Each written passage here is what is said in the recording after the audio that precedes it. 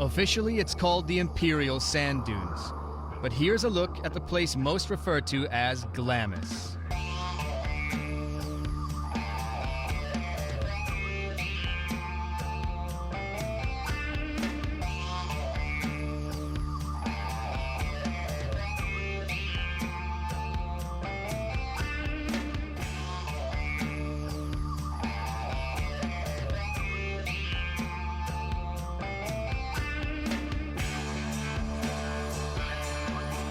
You go as big as you want in the dunes, just depends how big your balls are.